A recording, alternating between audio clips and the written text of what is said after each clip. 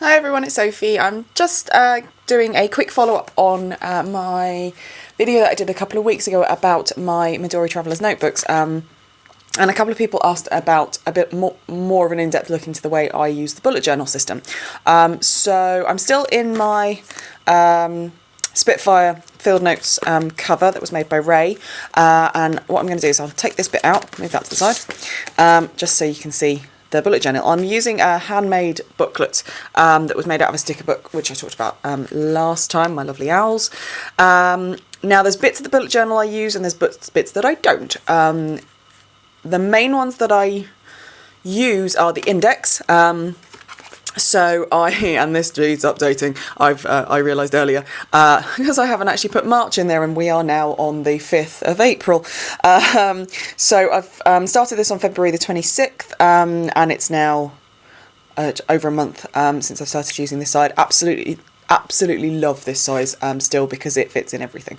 And so for the index, if you look at the bullet journal site, which I'll link to below, the index is quite important because you tend to use quite chunky notebooks, so large moleskins and things of kind of that size if you're doing a bullet journal. I use it in the field notes, so it's not as important, but then again it would be when I'm archiving, say if I've got, say, a box of about, I don't know, 10 booklets for the year, or probably not that much actually for the year, but it would help me to then kind of just have to look at the index as opposed to like flicking through and seeing if I can find something. So that's really good, and I'm going to update that to include March and the start of April as well. I have a post-it note which has my key on it. I do use the appointment circle from Bullet Journal if I'm not using the Chronodex stickers, which I'll show you in a bit. I do use the task, and then if it's completed, I just put a tick through it. I have the note bullet. And I was experimenting with using an @ sign for, I saw it on the Bullet Journal Junkies Facebook page, which I'll link to as well, where someone had put a task and then they put an @ and then email at work, just to kind of give a context to where they would do that task. I tried using it for a little while in my last booklet, didn't really stick, but it's in there on my key anyway if I wanted to use it again. I use WW, which means Weight Watchers, for my food and exercise tracking.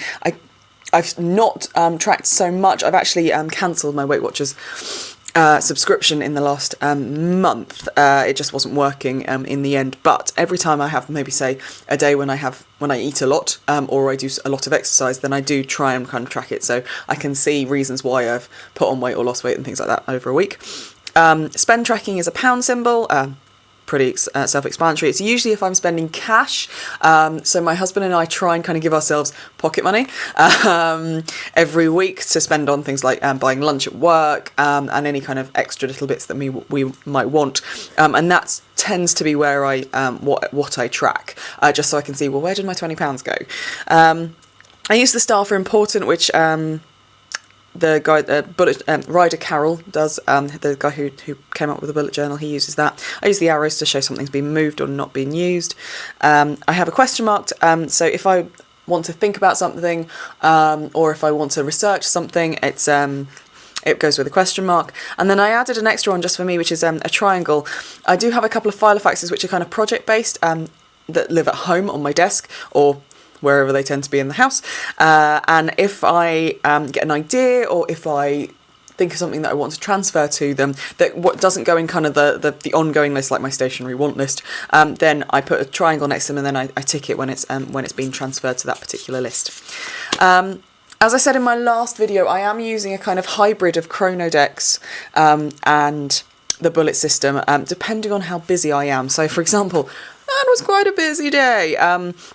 I do colour code, so my main 3 colour coding colours are green for work, purple for fitness, and pink for girl guiding, and that's in my Pilot Coletto, one of them. I've got another one that's got red, orange, aqua blue and black blue. Red is me, orange is family, aqua blue is my husband, and dark blue is just an extra colour, just in case I need to write a cheque or something that requires a dark colour. I tend to actually write in brown ink, but that's not one of those options that you find on those important forms that say please write in black or blue ink. So I tend to try and have a dark blue or black colour with me. So that was a busy work day because it's full of green. I tend to use that only if I've got a busy day, and then I'll use the tasks, symbols and arrows, quite a lot of them in that week, in that day. Weight Watchers to track what I was eating, pound signs, things like that. It carries on. If there's something I really, really need to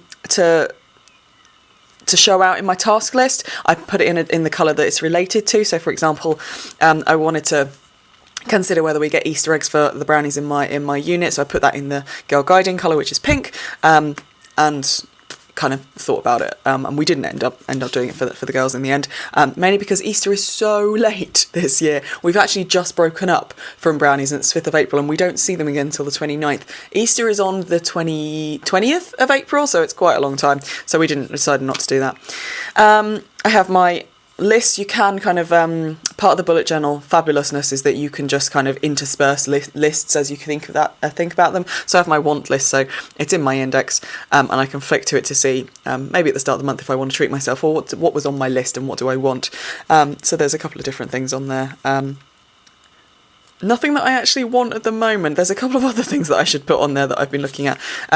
Mostly actually stationery is not on my radar at the moment. It's more artsy stuff. So I might start an arts want list, you never know. And then I do the March task list, or rather the month task list.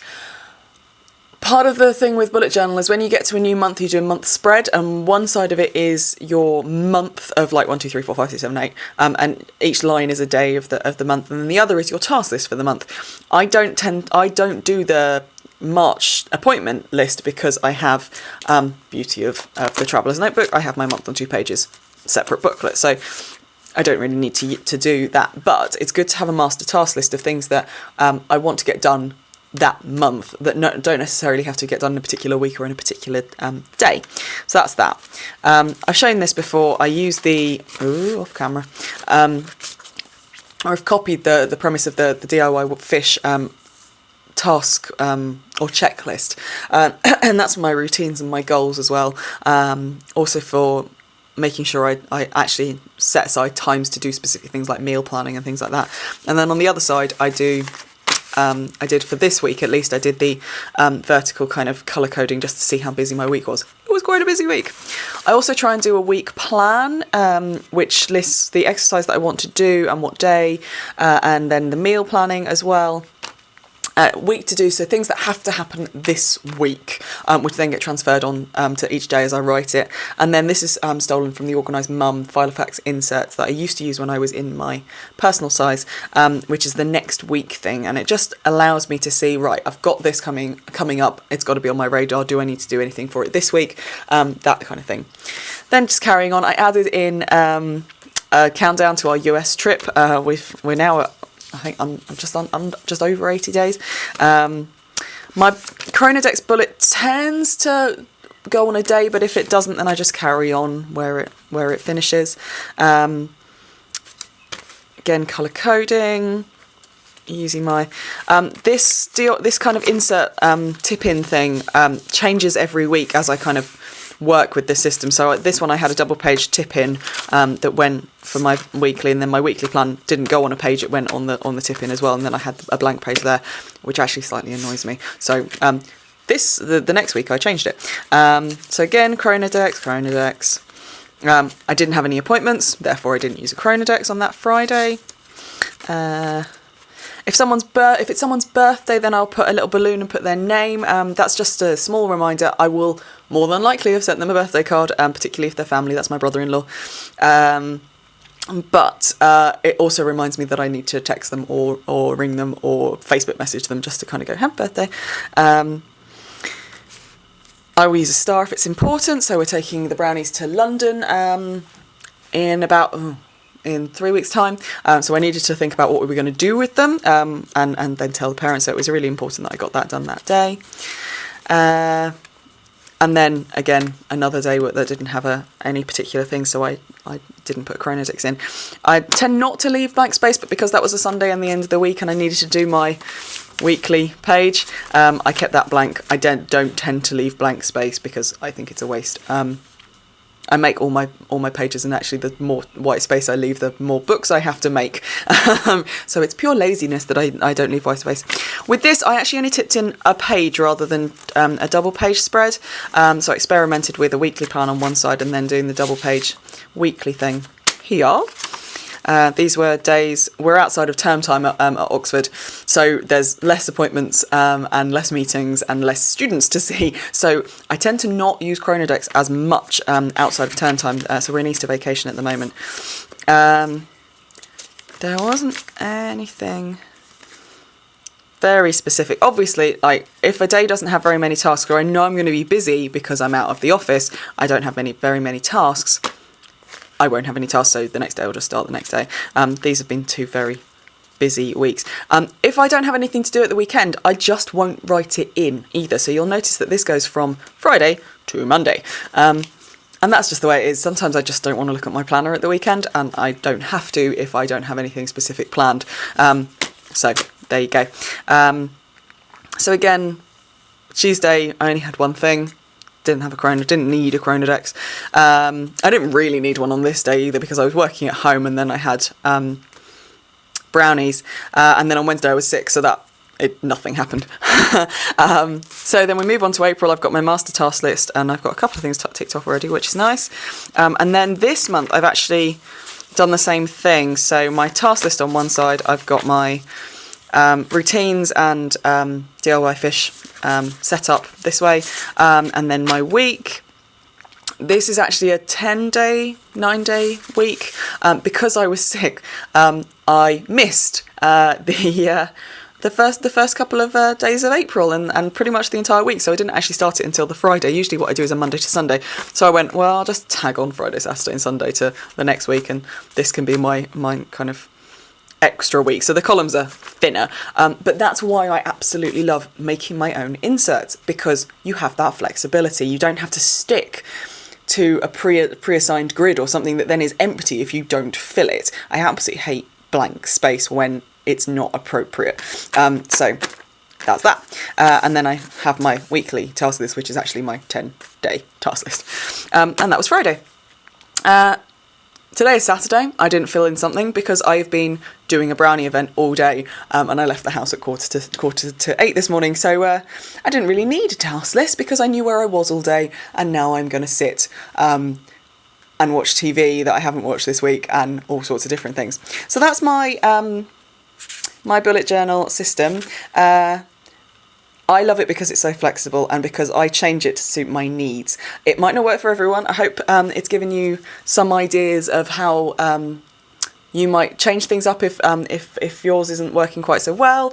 If you've got any questions about certain ways that I do things, then do let me know. But it is very flexible, and it's the reason why I love it. I've just realised I've not ticked any of those things off, even though I did quite a lot yesterday.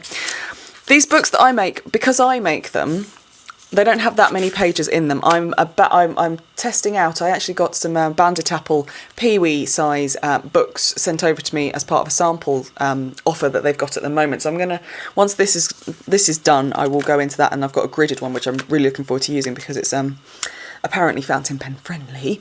But I might, because I love the owls on this, I might put a different, cheaper cover on the pages and keep this for something else. I don't know. We'll see. So I hope that's helped, and I'll answer some questions that people had following the last video. I'm going to also, there were a couple of questions about my fountain pens, which I will definitely try to do, and I'm hopefully, in the next couple of months, I will receive something that's really, really exciting, which is not at all Traveller's Notebook. It's more Filofax. So I'll do another video on that. But if you've got any suggestions of what you would like to see from me, some of the things that I might have mentioned in either this video or my last video, then do let me know, and I'll I try and, I've now got quite a lot of free weekends because we're in Easter holidays with the brownies, so I will try and put them together relatively quickly.